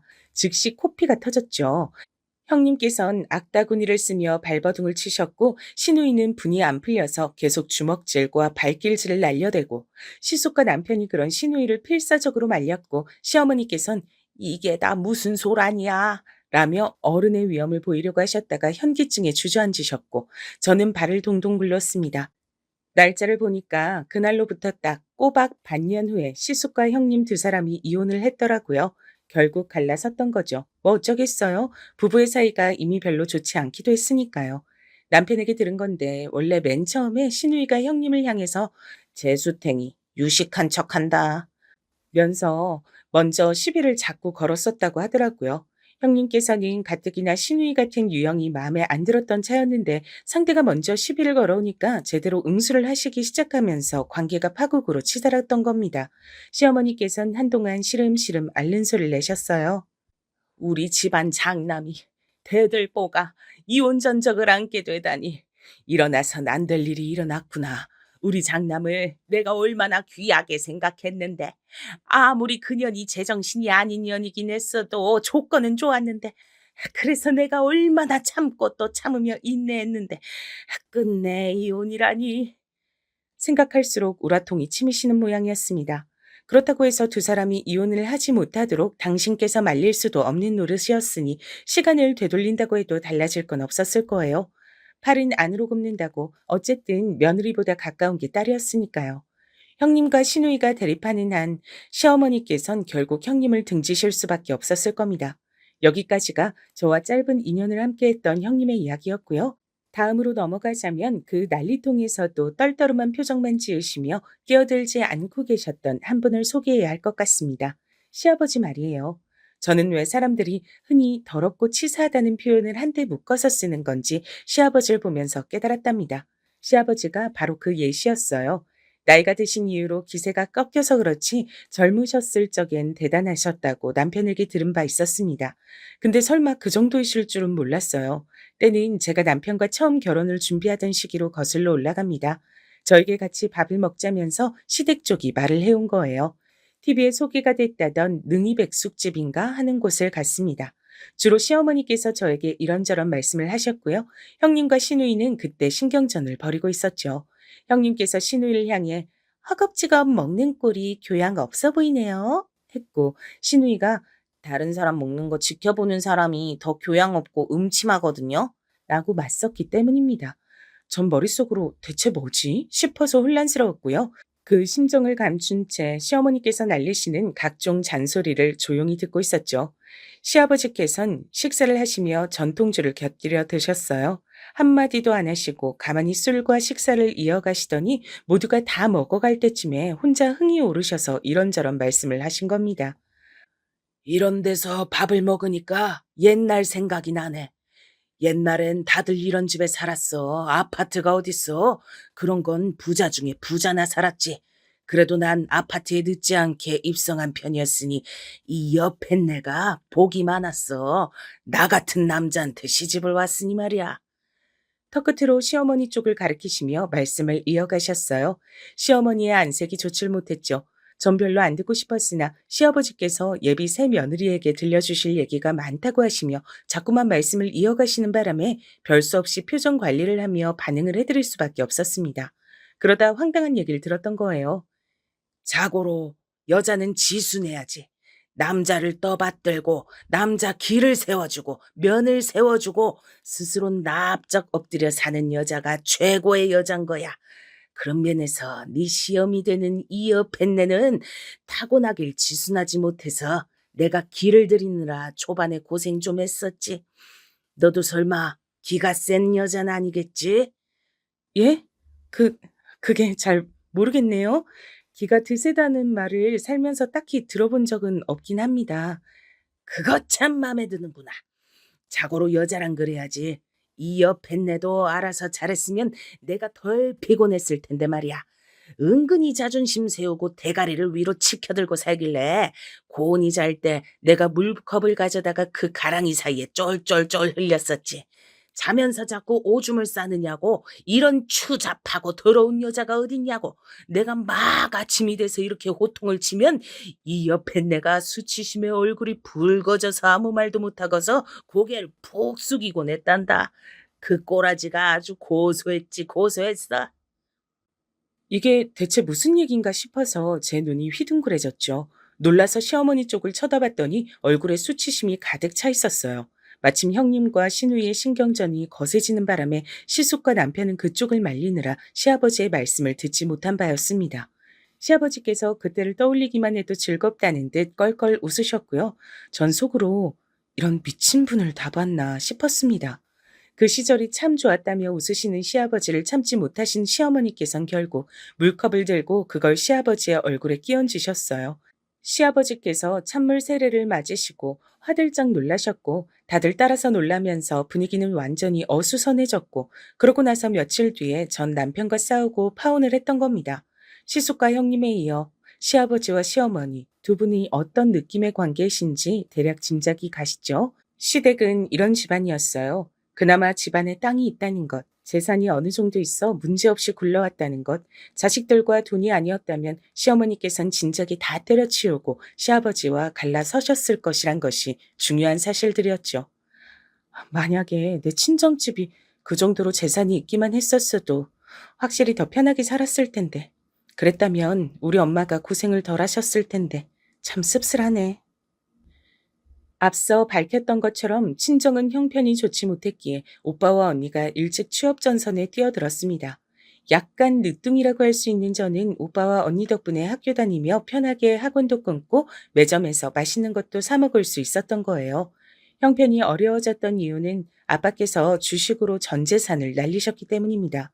전 재산을 날리신 것에 그치지 않았죠. 자괴감에 빠지신 친정 아빠께선 모든 의지를 잃어버리시고 일도 그만두신 채 술에 빠져서 지내기 시작하셨으니까요. 전 재산이 날아갔던 주식, 그것은 친정아빠의 오랜 지인이 강력하게 추천해 준 것이었습니다. 근데 알고 보니까 그 오랜 지인이란 사람은 혼자서 일찍이 발을 빼서 손해를 보지 않았더라고요. 그걸 아시고 아빠께서 배신감에 몸서리 치셨던 거죠. 자식만 셋이었고 친정 엄마께선 가만히 계실 수가 없었습니다. 공장에 들어가셨다가 벌이가 여의치 않고 어린 제가 걱정되기도 하셔서 다른 일을 찾으셨는데 그게 바로 식당 일이었습니다. 식당의 주방 뒤편에는 쪽방이 있었고 전 거기서 혼자 손장난을 치고 그림을 그리면서 시간을 보내기 일쑤였죠. 엄마께서 쉬지 않고 열심히 일하시는 모습을 보며 오빠와 언니는 결의를 다졌죠. 둘 다 일을 악물고 성인이 되자마자 부지런히 돈을 벌었습니다. 자식들이 그렇게 사는 모습을 보시고 그제서야 아빠께선 정신을 차리셨죠. 자존심이 상해서 아무 일이나 할 수 없다고 하셨던 과거를 접어두시고 청소 일을 다니기 시작했습니다. 그 변화가 너무나도 친정엄만 감동적이라고 하셨더랬죠. 전 막내라서 그런가? 조금은 철없는 질문은 친정엄마께 드린 바 있었어요. 왜, 어째서 친정아빠와 이혼하지 않으시고 돈을 버시긴커녕 돈을 까먹고만 계시는 걸 그간 참고 받아주며 사셨는가 하는 궁금증이었습니다. 사랑은 다른 게 아니야. 기다림이야. 그리고 인내야. 그게 없인 사랑이란 걸 할 수가 없어. 친정엄마께서 그렇게 대답해 주셨던 순간 제 가슴에 깊은 울림이 일어났었죠. 제 가족이 더욱 소중하게 느껴지게 된 순간이었습니다. 오빠와 언니가 차례로 결혼하고 가정을 꾸렸으며 더 이상 돈 한 푼 때문에 가슴 졸이며 아쉬워하지 않아도 되는 상황이 왔건만 엄마께선 도무지 쉬실 줄을 몰랐습니다. 이제는 식당 일을 하시는 게 인으로 박혀버렸다고 하셨죠. 식당은 대단히 잘 되지도 못 되지도 않는 곳이었습니다. 사부작 움직이며 일을 하시기엔 딱이라고 친정 엄마께서 그러셨어요. 그래서 저희 삼남매 중에 아무도 친정엄마를 적극적으로 일을 그만두시게끔 하지 못했습니다. 그게 지독한 후회로 남을 줄도 모르고 그렇게 굴었습니다. 늦게 퇴근하시는 날이면 식당 앞으로 아빠께서 가셨고 집까지 함께 돌아오셨죠. 두 분이 그렇게 지내시는 것이 좋았습니다. 엄마께서도 힘들어도 꾹 참고 살다 보니 결국 이렇게 평안하고 좋은 날이 왔다며 행복해 하셨고요. 그런 나날이 오래 이어지지 못할 것도 모르는 채로 모두가 마음을 놓고 있었던 거예요. 불행은 아무런 예고도 없이 닥쳐왔습니다. 유독 피곤하고 살이 자꾸만 빠지는지 바지에 허리가 헐렁하다고 그런 말씀을 엄마께서 자주 하셨다고 아빠께서 슬프게 알려주셨죠. 쉬는 날을 이용해서 병원을 가보신 엄마께선 정밀 검사를 받아야 한다는 소견에 불안해지셨고 안 좋은 예감은 맞아 떨어지셨습니다. 암이었고 무려 사기였습니다. 멀쩡히 식당 일하시면서 지내고 계셨던 분이었습니다. 그런데 어떻게 시한 비울 수가 있단 말입니까? 믿어지지가 않았어요. 하지만 병원에 입원하신 이후로 엄마께선 속절없이 상태가 나빠지기 시작하셨습니다. 당신께서 시한부가 맞다는 걸 증명하기라도 하든 말입니다. 기적을 믿고 싶었습니다. 기적이란 것에 기대어 끝까지 포기하지 않고 싶었어요. 남편은 저에게 다른 건 아무것도 신경 안 써도 되니까 엄마 곁에 있으라고 귀중한 시간을 앞으로 낭비하지 말라고 그렇게 절 배려해 주었습니다. 하지만 시어머니께선 이게 안 입고 오신 모양이었어요. 굳이 그렇게 매달려서 난리를 쳐야 될 일인지 모르겠네. 그렇게 큰 대학병원인데 어련히 알아서 진단을 내렸을까 봐. 내 아들은 내팽개치고 병원에나 붙어있고 해도 너무하네. 제가 병원에 있으면서 남편과 통화를 할 때였는데 옆에 시어머니께서 계신지 목소리가 들려왔습니다. 제가 들어도 상관없다는 식이 아니라 제가 들었으면 하셔서 그렇게 크게 말씀하신 것 같았어요. 그래서 집에 시어머니께서 와 계시냐 그랬더니 그게 아니라 남편이 시댁에 들른 것이라고 했습니다. 시어머니께서 밥 차려주겠다고 남편을 부르셨다 그랬어요. 시어머니의 발언에 화딱지가 났으나 그런 것으로 감정과 시간을 소모할 여력마저 없었습니다. 엄마가 뭐든지 최우선이었으니까요. 간절하게 기적을 바랬으나 안타깝게도 엄마의 상태는 점점 더 나빠져만 갔습니다. 한 번은 발작이 와서 의료진이 긴급하게 와서 응급조치를 한 끝에 간신히 의식을 되찾기도 하셨어요. 전 겁이 났습니다. 엄마, 제발 죽지 마요. 나 두고 가지 마세요. 나 아직 엄마 없인 안 된단 말이에요. 제가 울면서 그런 소리를 하자 엄마께선 인자하신 얼굴과 목소리로 저에게 이런저런 말씀을 해주셨습니다. 지금 생각해보면 모든 기력을 다 끌어모으신 것이었어요. 네 오빠하고 언니는 내가 사실 준비가 안 됐을 때 낳았었어. 네 오빠를 가지게 돼서 급하게 결혼을 했었으니까. 게다가 네 언니도 연년생으로 태어났었으니. 오빠가 생겨서 부모님은 급하게 살림을 차리셨고 금방 언니도 생겼습니다. 언니가 뱃속에 생겼을 때 친정 부모님께서 깜짝 놀라셨다고 해요. 설마 그때 임신이 될 거라곤 예상치 못하셨다고 하더군요. 금세 자식이 둘이나 됐으니 양가의 어른들께서도 신경을 많이 써주시면서 참견도 많이 하셨다네요. 그래서 엄마께선 정신이 쏙 빠진 채로 하루하루를 사셨대요. 그러다가 내 나이 30에 널 가졌을 때 얼마나 행복했던지 몰라. 아, 이제야 내가 내 자식을 준비가 충분히 된 상태에서 만나볼 수 있겠구나 싶더라고. 뱃속에서부터 차근차근 마주했던 유일한 자식이 바로 너였어. 넌 존재 자체로 나에게 감동이었지. 네 오빠하고 언니한텐 내가 정신없고 서툴지만 그래도 다 신경 써줬었는데 넌 어렸을 때부터 내가 맞벌이 하느라 외롭게 둔 것 같아 어찌나 미안하던지. 내가 이렇게 되고 나서부터 가만히 과거를 돌아보면 조금만 더 우리 막내딸 곁에 있어줄 걸. 학교에서 어땠는지 물어봐 줄 걸. 친구는 누구랑 가장 친한 건지 이름 좀 물어봐 줄 걸 싶더라. 우리 예쁜 막내딸에게 물어봤던 거라곤 항상 성적표 나올 때 되지 않았냐고 고작 그런 소리들이었다는 게 후회가 됐어. 친정엄마의 잔잔한 말소를 들으며 전 울고 웃고를 반복했습니다. 성적표 얘기를 자주 물어보셨으나 정작 제가 받은 성적이 어떻든 혼내지 않으시고 저에게 그저 잘했다, 수고했다 하시며 머리를 쓰다듬어 주셨던 분이 바로 친정엄마셨어요. 하지만 난 엄마가 요리를 잘하셔서 좋았어요. 식당에 아무도 없을 때 내가 테이블 하나를 차지하고 앉아서 모든 반찬을 다 먹을 수 있어서 그게 즐거웠어요. 엄마는 매일 바쁘셨지만 단 한 번도 나는 끼니를 거른 적이 없었던걸요? 다 엄마 덕분이에요. 엄마표 특제 된장찌개 먹을 땐 세상에서 가장 행복한 사람이 된 것 같았어요. 맞아. 너 그거 외가 식구들 닮아서 그래. 된장찌개에 고추장 조금 넣고 끓이는 거. 그런 거 외가 입맛이거든. 된장찌개 안 하면 밥 한 공기 뚝딱 하던 우리 막내딸. 앞으로는 앞으로 살 뺀답시고 밥 줄여 먹지 마. 우리 예쁜이 막내딸은 밥 잘 먹을 때 복스럽고 좋아. 알았지? 내가 다이어트 한다고 살쪘을 때가 20살이었어요. 엄마, 나 이제 그런 거에 너무 집착 안 해요.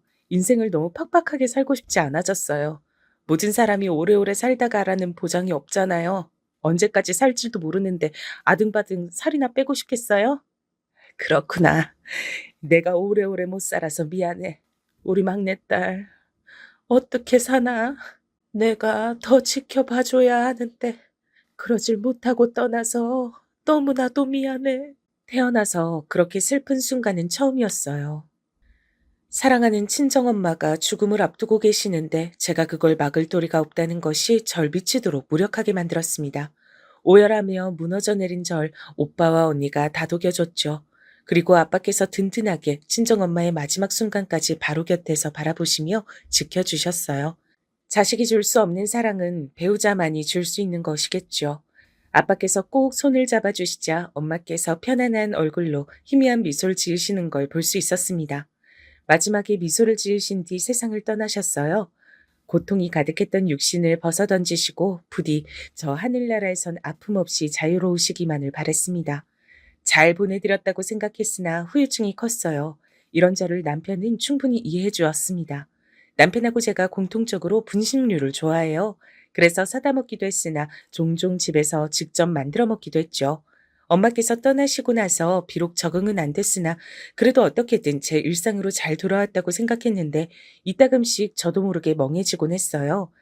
라면을 끓인답시고 끓는 물에 면까지 다 넣은 뒤에 그걸 깜빡한 거예요. 라면 냄새를 맡으면서 예전에 라면에다가 국수 면발 좀 넣어서 엄마가 해주시곤 했는데 형편 때문에 그런 것이었는데 그땐 그런 줄도 모르고 특식이라고 생각했었지. 이런 상념에 빠져 있었던 거죠. 제가 라면을 끓이는 동안 얼른 세수하고 씻고 나오겠다고 했던 남편이 욕실에서 나오자마자 깜짝 놀라 부엌으로 달려가지 않았다면 냄비는 더 엉망이 됐을 거예요. 제가 남편에게 정말 미안하다고 라면을 끓이다가 깜빡 다른 생각을 해버렸다 그랬는데 남편이 아무것도 묻지 않고 그저 괜찮다고 해줬어요. 원래 같았으면 되게 퉁명스럽게 저한테 잔소리를 날렸을 사람인데 제가 힘든 걸 알고는 배려를 해주는 게 느껴져서 고마웠습니다. 사람은 힘들고 괴로울 때 내밀어진 도움의 손길을 절대 잊지 못한다고 하잖아요. 그래서 남편에게 감동이었어요. 이런 게 가족이구나 싶었습니다. 남편과 제가 이제 영락없이 한 가족이란 것이 그때 제대로 실감이 되었던 듯 싶어요. 김밥을 싸다가 망쳤을 때도 마찬가지였죠. 제가 완전히 정신을 놓고 밥에다가 간을 소금이 아니라 설탕으로 해버린 거예요. 말도 안 되는 실수였어요. 근데 남편이 저한테 화를 내긴커녕 두고두고 놀릴 건수가 생겼다며 그저 유쾌하게 넘겨준 겁니다. 제가 아는 한 분명 이럴 때는 제정신이냐며 일단은 화를 한번 내야 그게 남편의 성격이었는데 하여간에 엄마 돌아가시고 나서 심적으로 계속 힘들 때 남편 덕분에 그래도 많이 풀어졌었어요. 떡볶이도 맛없게 망쳤는데 남편이 지옥에서 온 떡볶이라고 장난스럽게 놀리면서 꾸역꾸역 다 먹었습니다. 고마웠죠. 그래서 저도 힘을 내야겠다고 더욱 생각했던 겁니다. 정신 차리고 열심히 얼른 잘 살아야 하늘에서도 엄마께서 기뻐하실 테니까요. 친정아빠께서 상심이 크셨으니 걱정이 됐는데 오빠하고 새언니가 자주 들여다보면서 챙기고 있다기에 한시름 덜었습니다. 다행이었어요. 아빠께선 엄마 돌아가시기 전까진 꿋꿋하게 버티고 계셨다가 영정 앞에서 완전히 무너지신 채 오열을 하셨었죠. 당신은 이렇게 갈 사람이 아니었는데 전부 나 때문이야. 나같이 못난 남자를 만난 것 때문에 당신이 이렇게 된 거야. 불쌍한 당신. 더 잘 살 수 있었는데 나만 아니었어도 그럴 수 있었는데 내가 못나서 이렇게 됐어. 당신이 불쌍해서 견딜 수가 없어. 당신, 여보, 애들 엄마. 지켜보던 저도 오빠와 언니도 따라서 오열할 수밖에 없었습니다. 엄마의 인생이 너무 안타깝고 불쌍하다고 사실은 저희도 그런 생각을 한 번쯤은 한 뒤였으니까요. 저희 삼남매보다 아빠께서 가장 힘드실 것 같았습니다. 그래서 전 남편의 덕도 받으면서 마음을 추스리고 난 다음에 아빠께 자주 연락을 드리기 시작했죠. 멋지게 잘 살아서 하늘에 올라가신 엄마의 얼굴에 한박 웃음을 짓게 만들어드리자고 제가 자꾸만 그런 얘기를 했더니 처음에는 고요히 듣기만 하셨던 아빠께서 대꾸도 하시고 반응도 하시고 동조도 하시게 됐습니다.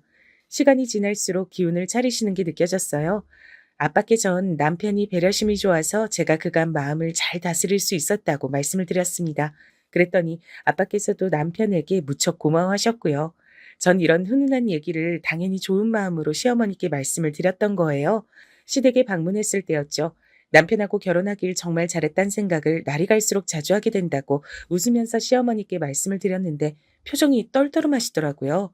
오빠하고 새언니가 친정아빠를 잘 모시고 있는 와중이란 대목에서도 표정이 약간 어두워지시는 게 보였습니다. 전 그저 영문을 몰랐죠. 기분 안 좋은 일이라도 있으셨나 싶었네요. 근데 신우이가 그때 자기 방에서 나왔어요. 친정엄마 돌아가셨을 때 본 이후로 거의 4개월 만에 처음 보는 거였는데 제가 깜짝 놀랐습니다.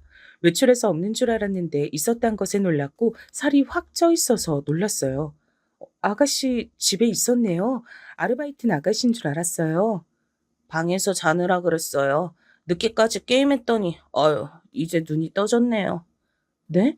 지금은 오후 3시인데요. 설마 지금 일어나신 거예요? 아르바이트는요? 그래봤자 10시간밖에 안 잔 거예요. 아르바이트는 때려쳤어요. 다니나 안 다니나. 별로 제 인생에 도움도 안 되더라고요. 입이 떡 벌어졌습니다. 신우이가 웬 게임에 빠져있는 모양이었어요. 신우이와는 다르게 시어머니는 왠지 수척해진 기색이었고요. 그 앞에서 차마 뭐라고 말은 못하겠고 조용히 집으로 오던 길 남편이 슬쩍 신우이의 근황을 전해줬습니다. 본인이 대략 들어서 알기론 신우이가 아르바이트 하던 곳에서 점장인지 하는 사람과 대판 싸워서 그만둔 것이고 그래서 시어머니께선 당신의 사촌 자매에게 연락을 하셨다네요. 그분이 가게를 하고 계시거든요. 신우이 좀 써달라 그랬는데 거절을 당하셨대요. 그 다음으론 당신의 친정 새언니 되시는 분께 연락을 하셨고요. 신우이한테 일 좀 달라고 하셨다가 단칼에 거절당하셨다고 합니다. 그간 그런 일이 있었다니 부디 신우이의 게임 중독이 치료되길 바라는 마음이 들었어요. 그러던 어느 날이었습니다. 친정아빠께서 오랜만에 모임에 나가셨다가 최근에 유럽을 다녀오신 어떤 지인분께 고급 쿠키 세트를 받으셨다고 했어요. 너희는 이런 거 좋아하지? 그래서 내가 이왕이면 너희 집에 들러서 이걸 주고 갈까 싶은데 오빠나 언니네 주지 그러냐고 하기엔 제가 워낙 그런 걸 좋아하는 입맛이었어요. 남편도 마찬가지였고요. 그래서 사양 안 왔습니다. 퇴근하고 온 남편이 쿠키 세트를 보면 무척 기뻐할 거란 생각이 들어서 즐거워졌죠. 친정 아빠께서 들르시면 커피 한 잔 드리려고 제가 바쁘게 움직이던 바로 그때였습니다. 띵동 현관벨이 울려 보니까 시어머니께서 오신 거예요. 당황한 채로 문을 열어드렸죠. 어머님, 연락도 없이 이 시간에 웬일이세요? 내가 연락을 굳이 하고 와야만 하니? 마침 집에 있었구나. 남자 양말 질 좋은 게 생겨서 여기다 두고 가려 했지. 남편에게 새 양말 세트를 주고 싶어 들리신 것이었습니다.